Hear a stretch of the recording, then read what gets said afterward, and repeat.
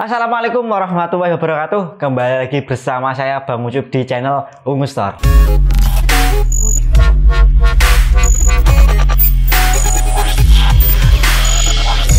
Oke, di video kemarin kita sudah merakit sebuah PC desktop. Nah, ini PC-nya sudah jadi dan sudah menyala, dan PC-nya ini juga sudah saya install Windows. Jadi ini adalah dari tampilannya. Oke, untuk kalian yang belum menonton video saya untuk merakit PC desktop ini, bisa kalian lihat videonya dulu di sini.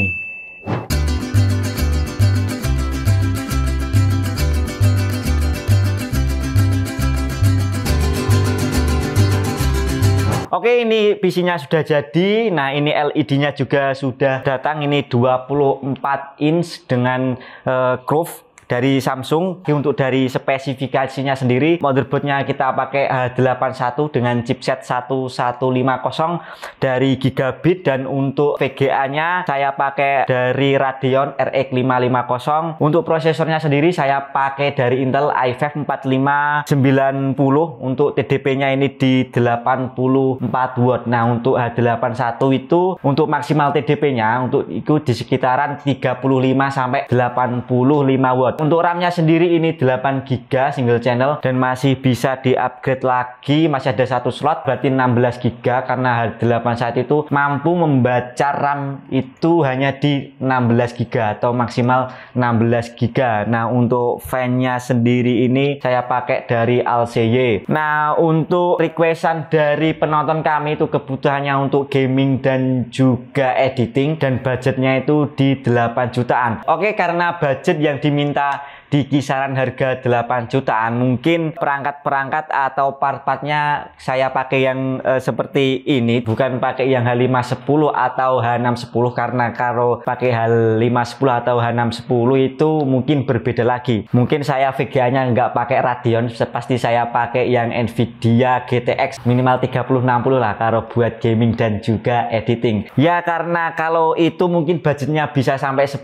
jutaan ke atas ya guys. Setelah kita rakit CPU ini, CPU desktop, nanti kita akan uji dengan aplikasi Benchmark, dan juga saya akan install beberapa games dan juga aplikasi untuk editing. Oke, langsung saja kita tes untuk performanya. Karena CPU desktopnya sudah jadi, langsung saja kita tes PC desktopnya. Yang pertama kita menggunakan aplikasi Nebenx R15. Yang pertama kita coba looping, dan di sini kita dapat 106 fps untuk di OpenGL-nya. Nah, untuk CPU-nya kita dapat di 526 GB. Nah, untuk looping yang kedua, di sini kita terdapat 102,13 fps.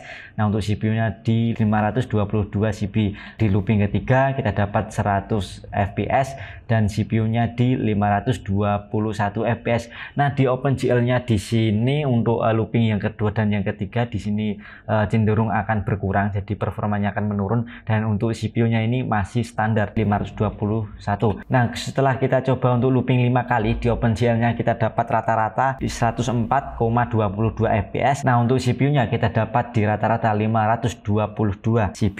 Oke, kita lanjut cek performanya menggunakan aplikasi Cinebench R23 untuk menguji CPU multicore dan single core-nya. Untuk looping yang pertama, untuk CPU multicore-nya kita dapat di 3111. Nah, untuk yang single core-nya kita dapat 820 dengan rasio 3,79. Nah, kita coba looping lagi. Nah, CPU multicore-nya kita dapat di 3109 poin, dan untuk single core-nya kita dapat di 820 poin dengan rasio 3,79. Nah, hasil untuk Cinebench R23 ini masih lumayan bagus ya guys. Oke, kita lanjut tes untuk kecepatan baca dan tulisnya dari SSD ini. Nah, SSD ini yang saya pakai adalah SSD yang tipenya SATA. Nah, untuk read-nya kita dapat di 283, dan untuk write-nya kita dapat di 264 MB per second. Yang menurut saya untuk SSD yang tipenya SATA mungkin speed dan read and write-nya itu masih di bawah 500-an MB per second. Selanjutnya kita coba untuk bermain game. Yang pertama kita coba main game